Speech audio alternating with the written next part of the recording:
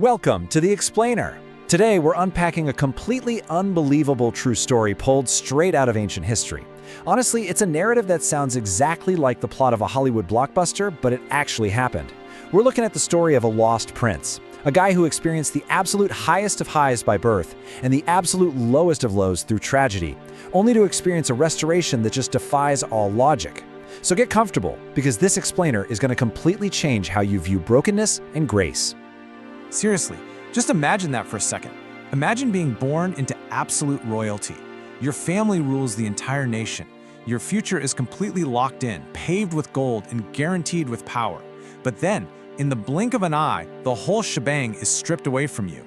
You don't just lose your crown, you end up hiding, physically broken, and completely forgotten by the very world that was supposed to bow to you. This is the real story of a prince who lost absolutely everything: his family, his royal future, and even his physical ability to walk. Yet, incredibly, he ended up sitting right back at the king's table. Section 1. The Fall of Royalty. A life changed in an instant. Okay, let's dive into this. The man we're looking at is Mephibosheth. As the grandson of King Saul, his life was completely set. But look at how insanely fast a royal life can unravel.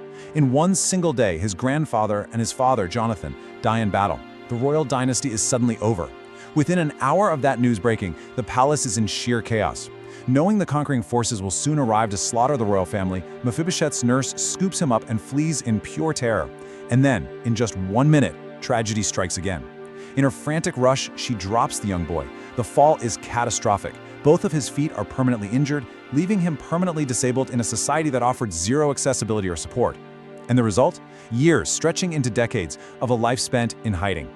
In a matter of moments, a guaranteed royal future morphed into a permanent, fearful exile. Section 2. Life in Lodabar, the wasteland of the forgotten.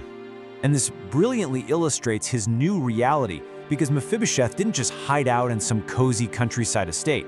He was relocated to a place called Lodabar. By definition, Lodabar translates to a pastureless place. It's a dry, barren, completely forgotten land. But this wasn't just a geographic location, it was his psychological environment. He had zero status, no power, absolutely no hope. He went from the palace of the king to the absolute fringes of society, living as a literal outcast in a wasteland, nursing permanent injuries, and mourning a family he barely even had the chance to know. To really understand his terror, we have to look at the cultural expectation of the ancient world. When a new king took the throne and a new dynasty started, the standard operating procedure was brutal. The new ruler would systematically hunt down and wipe out every single surviving member of the old king's family to eliminate any future threats to the throne. So Mephibosheth wasn't just hiding because he was poor. He was living every single day expecting a death sentence.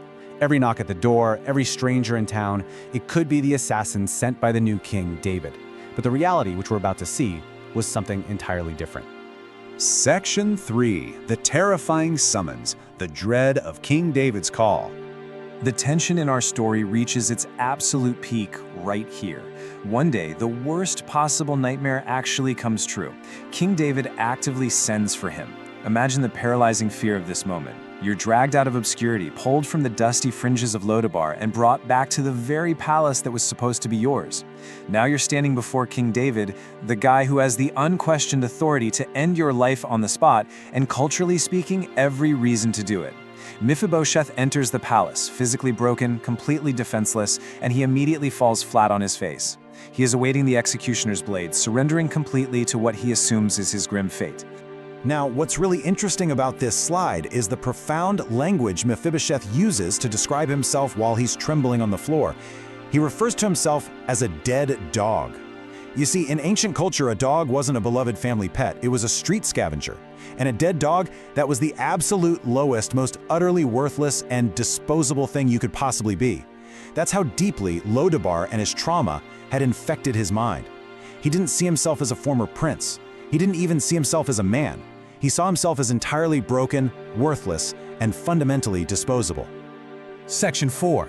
Grace at the table, an unexpected turn of events. Here at the climax of the narrative, King David does something that goes against every cultural norm, every military strategy, and every single expectation Mephibosheth had. While Mephibosheth is shaking on the floor waiting for the sword, David looks at him and says 3 unimaginable words: "Don't be afraid." No way, right? Instead of delivering the expected punishment to his predecessor's grandson, David shows radical kindness. And the source material tells us exactly why. It wasn't because Mephibosheth was suddenly useful to David, it was because of a covenant promise David had made years earlier to Mephibosheth's father, Jonathan. David was extending grace based entirely on a relationship that preceded this broken man's current reality. David doesn't just spare his life, though. He completely reverses the man's fortune in 3 massive steps. Step 1. He shows him royal kindness, completely removing the threat of death. Step 2. He restores all of King Saul's land and wealth back to Mephibosheth. Boom! The man goes from living in a barren wasteland to instantly possessing massive royal estates. And step 3, the most intimate and powerful of all, he invites him to sit at the king's table. So the crucial point is captured beautifully in David's promise. You will always eat at my table. Think about the visual of this for a second. A broken, crippled man who just considered himself a dead dog is now being treated exactly like a son of the reigning king. And here's the core truth of this whole explainer. He did not earn this seat. He didn't fight his way back to the palace, he didn't negotiate a clever treaty, and he certainly couldn't physically pull his own weight in the kingdom. He was restored entirely by grace, completely independent of his own merit. Section 5. The modern Lodabar. Finding ourselves in the story. Let's move to that and see how this builds. Because you might be wondering, what does this ancient history have to do with me? Well, human nature is timeless. A lot of people today are living in their very own modern version of Lodabar. You might not be hiding from an ancient king, but how many of us are defined by past trauma, by the times we were dropped by the people who were supposed to care for us? How many of us are living in a psychological wasteland defined by deep shame or defined by a massive loss in our lives? So many of us walk around with that exact same dead dog mentality, seeing ourselves as fundamentally not enough, believing that our brokenness disqualifies us from the good things in life.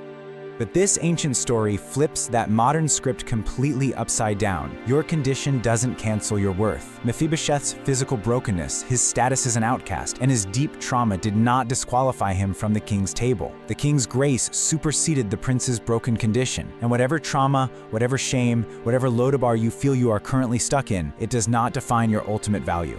Which brings us to our final, most powerful realization today. You don't climb your way to the table. You're invited.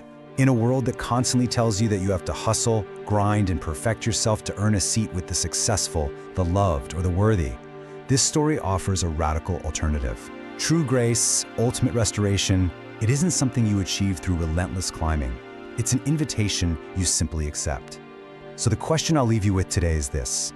Are you still exhausting yourself trying to climb out of your own Lodabar, or are you ready to finally accept the invitation to sit at the table? Think about that. Thank you so much for joining me for this explainer, and I can't wait to see you next time.